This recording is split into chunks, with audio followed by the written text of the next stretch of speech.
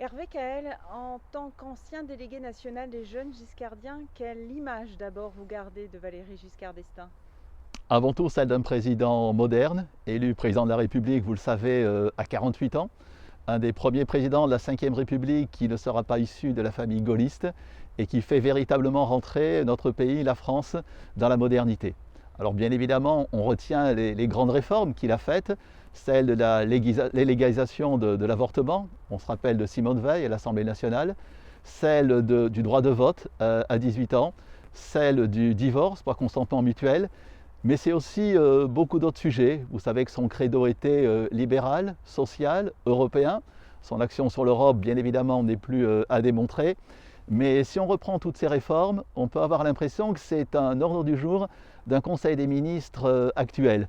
Il y a des thématiques qui ont trait au handicap. Les premières lois sont sous la présidence de Valéry Giscard d'Estaing, sous l'égalité homme-femme au travail, sur des questions de retraite, des retraites précoces pour la pénibilité du travail, et on pourrait comme ça multiplier les exemples. Vous qui faisiez partie des jeunes giscardiens, c'était un peu votre modèle à l'époque, votre mentor.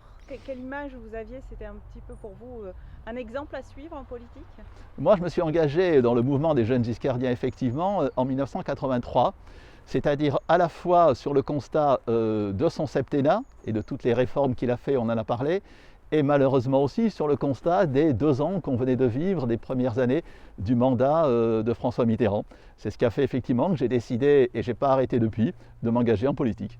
Vous pensez que ces groupes de jeunes giscardiens, aujourd'hui, sont nés un petit peu avec ce jeune président de l'époque? C'était vraiment un renouveau de la politique. On crée des mouvements comme ça, des groupes de militants plus jeunes, plus motivés peut-être?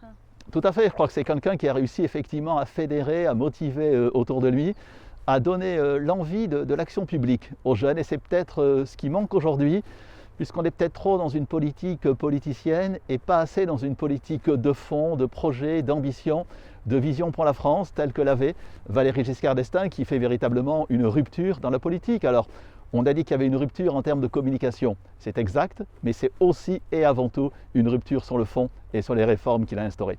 Il était de notre temps, il était encore de 2020. Il est moderne et il est encore aujourd'hui contemporain.